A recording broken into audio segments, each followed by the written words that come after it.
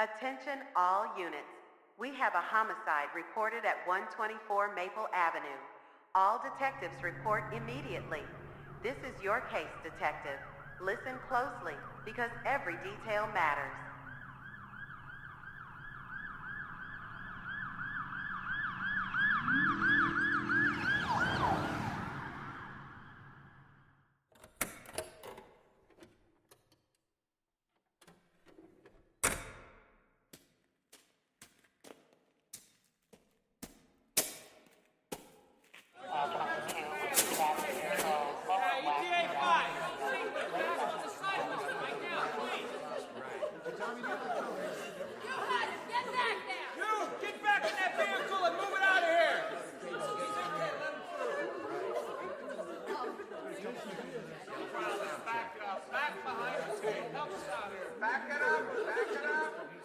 Welcome, Detective. You're just in time. We've got a potential homicide on our hands. I'll be feeding you updates through your radio as you work through this case. Let's start with what we know so far. The victim is a 34-year-old male, found in the living room. It looks like a struggle happened here. Broken glass on the floor, some overturned furniture, and blood spatter on the wall. What's your first thought, Detective? Was this premeditated or a crime of passion?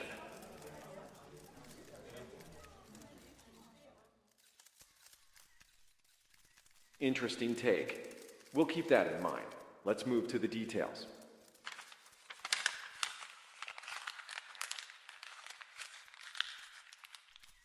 The initial forensics report shows the victim suffered blunt force trauma to the head. No weapon was found on site. There are no signs of forced entry. What does that suggest to you?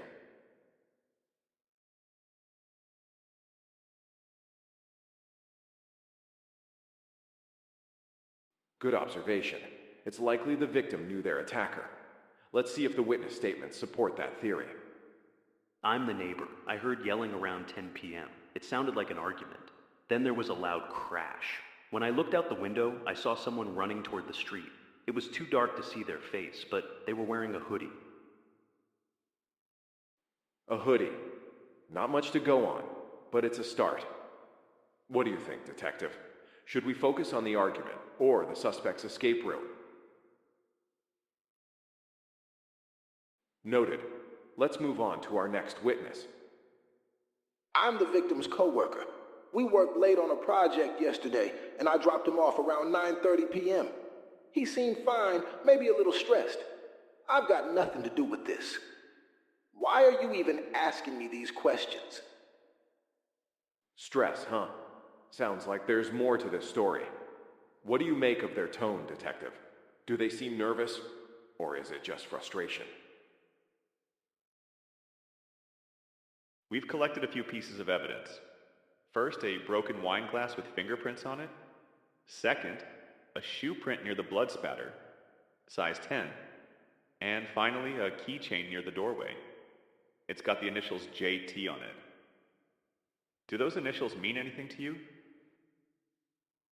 Detective, any thoughts on how these items connect to our witnesses or the victim? That's a solid lead. Let's see where it takes us. We've got two main suspects. First, the neighbor who reported the argument, but seems oddly interested in the case. Second, the co-worker who admitted to dropping the victim off, but seemed defensive in their statement. Who should we focus on first? All right, let's press them for more information.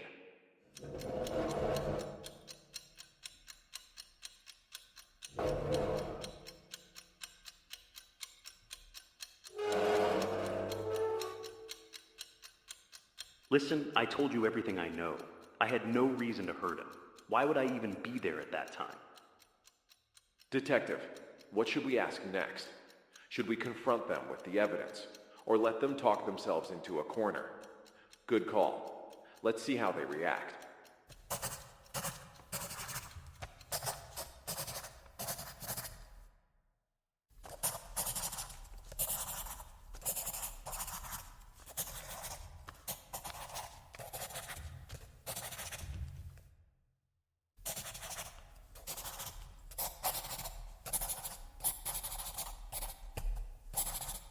Wait, the keychain.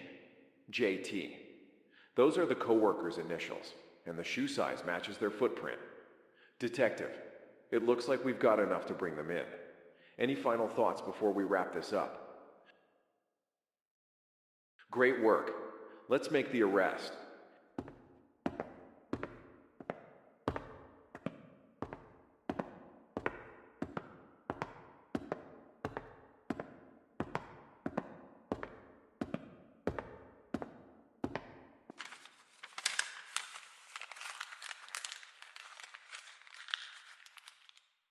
Detective, one more thing.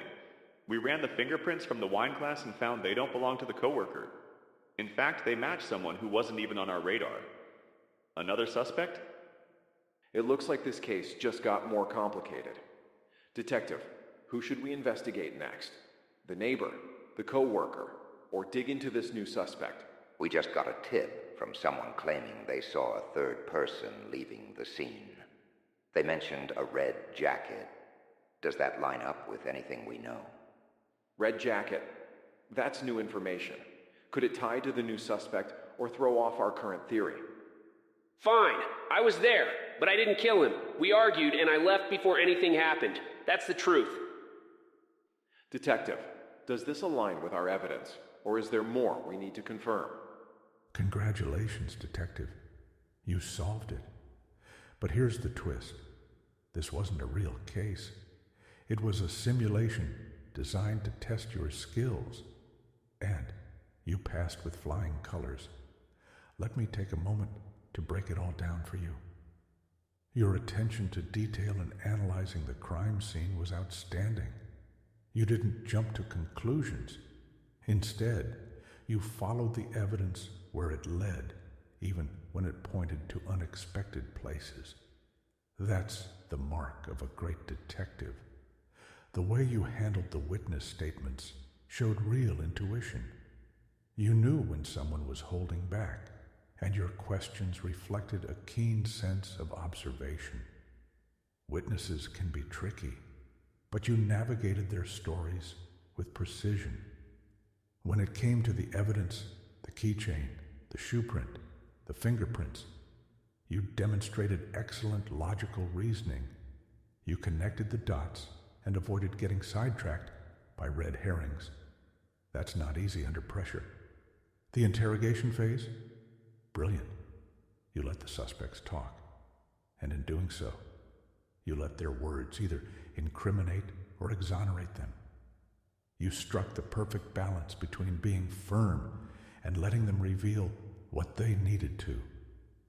Finally, your ability to adapt to new information, the unexpected lead about the red jacket, for example, shows that you can think on your feet.